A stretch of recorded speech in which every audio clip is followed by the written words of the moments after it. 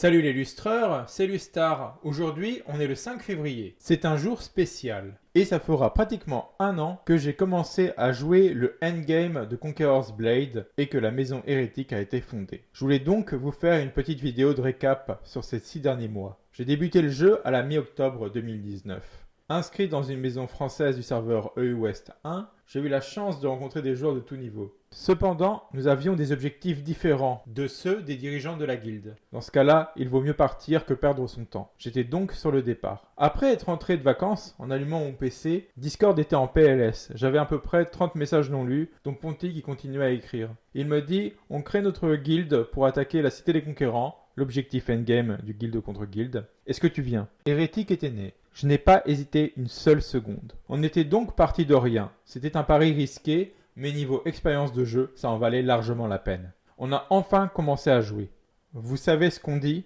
Toutes les bonnes choses ont une fin. J'ai mis un terme à mon aventure sur Conqueror à la mi-octobre 2020, un peu avant le début de la saison 5. Rien qu'en voyant les lance-flammes dans le trailer, je me suis dit que ce n'était pas une bonne direction en termes de game design. J'étais aussi lassé de subir les contraintes de l'agenda du MMO. Lundi soir, 19h-20h, combat à mort. Mardi soir et samedi soir, les guerres territoriales. Le mode guilde contre guilde. Pour moi, le jeu est trop chronophage. Un autre point important dans ma décision fut la faiblesse des récompenses dans l'objectif endgame. Pourquoi nous nous battons? Pour 3 traités et 2 canons. En bref, on te donne des consommables et un titre. Les récompenses de saison, vous comprendrez, n'étaient pas à la hauteur du temps investi dans le jeu. En termes de réputation, sur le serveur, c'était le bon moment de partir.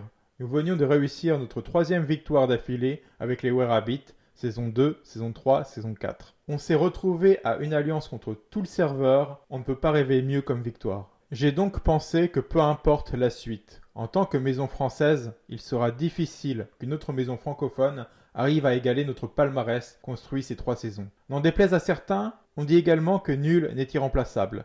La maison hérétique continue son chemin sans moi. Début octobre, j'ai repris Warframe. J'avais commencé de 2015 à 2016, puis à la fin de mon aventure sur CB. Un petit mot sur Warframe. Ce jeu a été une bouffée d'air frais pour moi. Il n'y a pas d'obligation. Le grind se fait au rythme du joueur. Il a toujours été simple d'avancer dans le contenu, même en 2015 où j'avais déjà du retard. Le jeu offre des modes de jeu différents, contrairement à Conqueror où l'on spamme le mode siège jour et nuit, sans parler de son PvE insipide que sont les expéditions et les camps rebelles, une corvée hebdomadaire de plus. On peut toutefois dire, objectivement, que l'on retrouve aussi les bonnes vieilles ficelles du MMO, et ce, dans les 2 jeux. L'omniprésence de l'aléatoire, la collecte de ressources différentes selon le contenu, des limites quotidiennes pour limiter la progression du joueur, et la présence d'un puits, le Sinker, pour absorber massivement les ressources des joueurs vétérans. Lustrant l'icône poussiéreuse accrochée sur mon bureau, j'ai repris de temps en temps les commandes des tanks français sur War Thunder.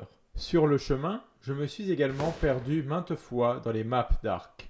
Égaré dans la vallée infernale au milieu des prédateurs d'un autre âge, je ne comptais plus le nombre de respawns. Malgré mes déconvenues avec la faune locale, rien ne remplacera le souvenir du coucher de soleil se dessinant à l'horizon lorsque, chevauchant un spinosaure, je franchissais la cascade d'eau fraîche dissimulant l'entrée du refuge en compagnie de l'indomptable chasseresse. Aujourd'hui, je ne suis pas loin de la fin du contenu de Warframe. Je n'ai plus grand chose à faire à part grinder du contenu que je n'utiliserai jamais. C'est un jeu assez pratique, on peut partir et revenir des années après. Pour le moment, je ne reviendrai pas sur Conqueror's Blade, bien qu'il m'arrive de temps en temps de jeter un coup d'œil sur Twitch ou sur un patch note. Voilà, c'est tout pour aujourd'hui. Dites-moi si vous souhaitez que je développe plus sur les jeux auxquels je joue. Je vous remercie également de tous vos messages qui m'ont vraiment motivé à faire cette vidéo. Abonnez-vous pour ne pas rater la prochaine. Et d'ici là, je vous souhaite de passer un bon nouvel an chinois et de bonnes fêtes de Saint-Valentin. C'était Lustar, le King of. This is the future.